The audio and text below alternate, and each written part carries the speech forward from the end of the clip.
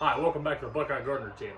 Today we are going to uppot our tomato plants into some bigger pots. They're getting ready to outgrow their small pots they started in.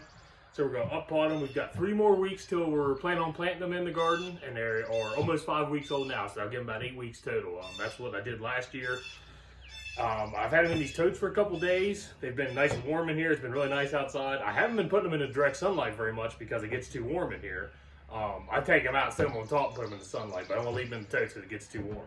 So this tote here has been sitting here now for probably about a half hour, and it is 90 degrees with my peppers in it. So I'm getting ready to move these back anyway. I just wanted to show you how they were doing, and then we'll show you how we're going to uppot them. So here's my pepper plants. They are looking really good. So like I said, these ones are 6 weeks old, I believe. I started them a week before the tomatoes. So they are all looking really good. The green pepper ones are a touch taller than the rest. But the rest of them they all look really good. Had really good germination with those. And here's my tomato plants. They also are looking really good.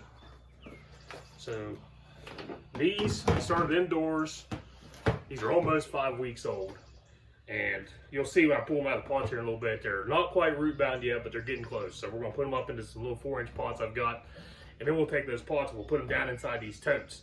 That'll give me something I can move them around in. Perfect example today is 82 degrees outside. It's going to be really warm later. Tomorrow's a high of 50. Sunday's a high of 42. It's going to get down to 33 that night. So these guys go back inside. So I can just take this tote in there, take the lid off, carry everything, all these plants in at once, put them underneath my grow lights again for a couple more days till it warms up again, and bring them back out. So I did this last year, worked great. Make sure you watch the video at the end. I'll put some pictures from last year. They did really good. So let's get started here. I'll show you how we're going to do this and what we're going to need. Okay, uppotting these are pretty simple. All we're going to do is we're going to pull them out of here. I've got these cheap pots I bought on Amazon. These are left over from last year. I got some new ones if I need them. I don't think I've got a couple more than I had last year, so I'll probably need just a couple. Just some cheap pots. These are really flimsy. They're really chintzy. They were cheap. I got 120 of them for 12 bucks, I think, last year. So I saved them. We're going to reuse them again this year. So just need some pots. Need some potting soil. It doesn't have to be seed starting mix because we're not starting them, and they're only going to be in this for 3 weeks, and they're going in the garden anyway. So this potting soil here I had left in the garage from last year. It was really dry, so I pre-moistened it. Try to bring some life back into it. So it's been soaking for a little bit. It seems like it might be okay. I think I used the same thing last year. Turned out good. So we'll take the plants out, put them in a pot, put some soil around them, and we'll put them in this tote. That gives me something to carry them around in, something to stay in them in. They can grow in there, and the wind can blow, and it won't blow over because they'll get really tall. Last year they got about 5 inches taller than this tote, so they were almost 20 inches tall. They were huge plants.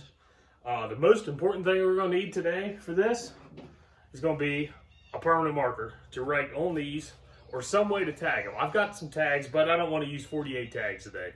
So I'm just going to write on the pot what each one is. Now, I've still got writing on there from last year, so I'll cross that out, put what this year is. But if you don't write on them, you won't remember what they are, and you'll get them all confused. You put them in the garden different places.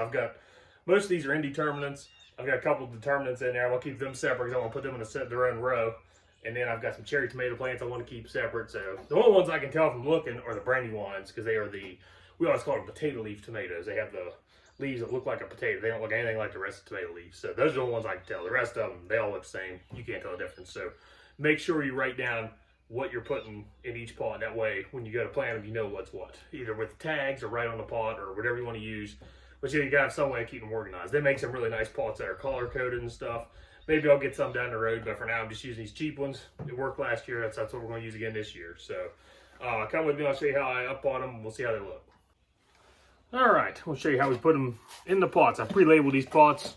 These are sun sugar. We'll put just a little bit of dirt in the bottom.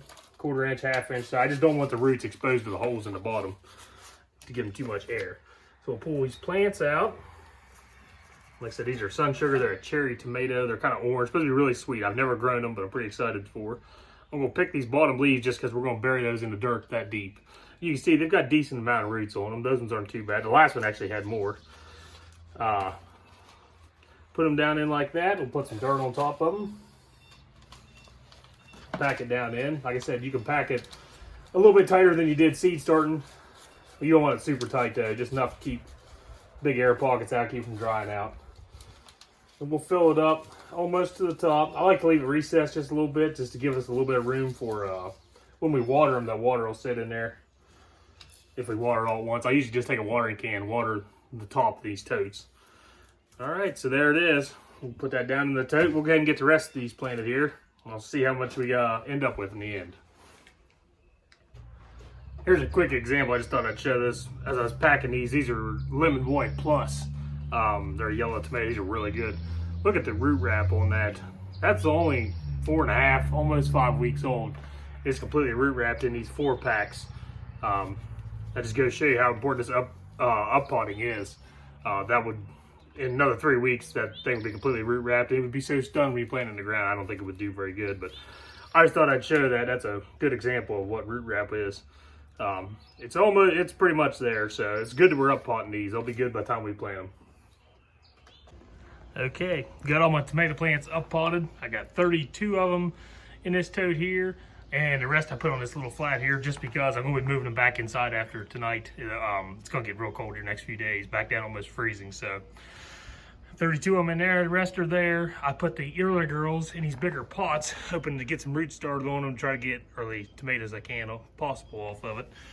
Hopefully get some maybe first week of July into June if I'm real lucky. So maybe I'll trick them into thinking they're in the ground. We'll see, I don't know.